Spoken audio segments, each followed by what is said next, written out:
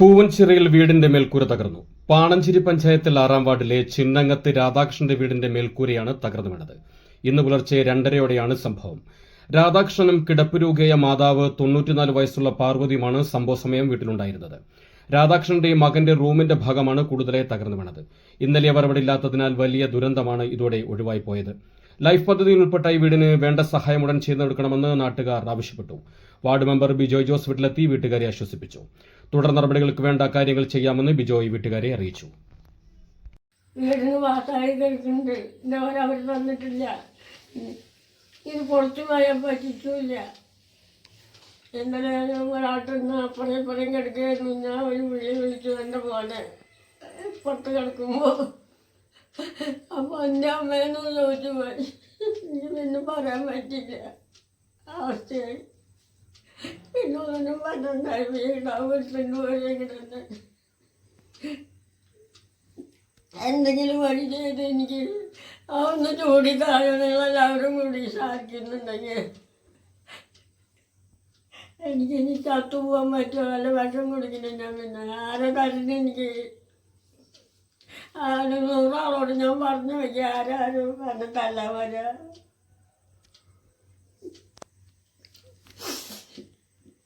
എല്ലാവർക്ക് അവൻ ആ മുറിയിലും കിടന്നു, ഞാൻ ഈ മുറിയിലും കിടന്നു.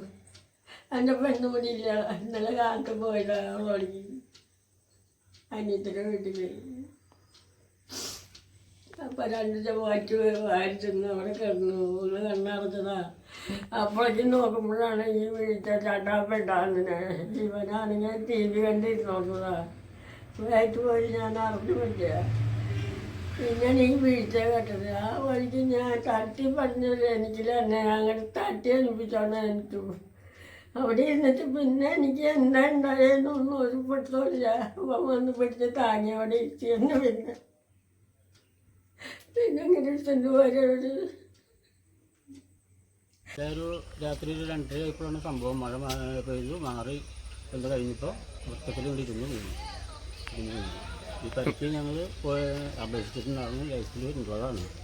പേര് കിടക്കുന്നതാണ്. ഇതുവരെ അതിന് കൂടുതൽ ആനുകൂല്യങ്ങളൊന്നും കിട്ടിയിട്ടില്ല.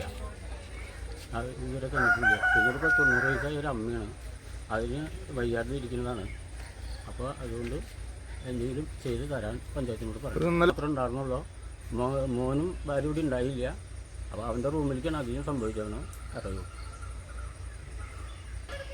പൊളിഞ്ഞു പോയി പൊട്ടിയിട്ടുണ്ട്. എല്ലാം ഉണ്ട്. അത് കയറി നിന്ന് നോക്കിയാലേ കാണാൻ അറിയാൻ പറ്റുള്ളൂ. ചുമരിൻ്റെ ആ സൈഡും പൊട്ടിയിട്ടുണ്ട്. ഇവിടെ ഫ്രണ്ടിലും പൊട്ടിയിട്ടുണ്ട്. പിന്നെ അത് ആകെ ആടിയിട്ടാണ് നിൽക്കുന്നത്. ഇനിയൊരു കാറ്റ് വന്നാൽ മൊത്തത്തിലിരിക്കും. അപ്പോൾ അതിന് എന്തെങ്കിലും ഒരു വഴി ഉണ്ടാകണം. എൻ്റെ 6-ാം വാർഡിലെ ചിന്നങ്ങത്ത് രാധാകൃഷ്ണന്റെ വീടാണ് ഈ കാണുന്നത്.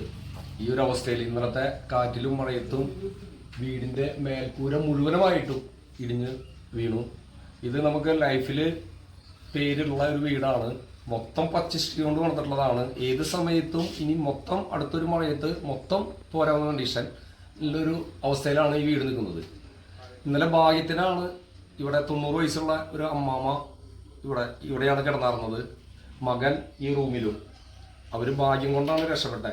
ഭാര്യയും മകനും വേറെ സ്ഥലത്തായിരുന്നുകൊണ്ട് വലിയൊരു അപകടം തന്നെ ഒഴിവായ സ്ഥിതിയാണ്. ഇതിന് എത്രയും പെട്ടെന്ന് അധികാരികൾ വേണ്ട നടപടികൾ എടുക്കണമെന്നാണ് എനിക്ക് മെമ്പർ എന്ന നിലയ്ക്ക് പറയാനുള്ളത്. കൂടുതൽ പ്രാദേശിക വാർത്തകൾക്കായി പാണഞ്ചേരി അപ്ഡേഷൻ സന്ദർശിക്കുക.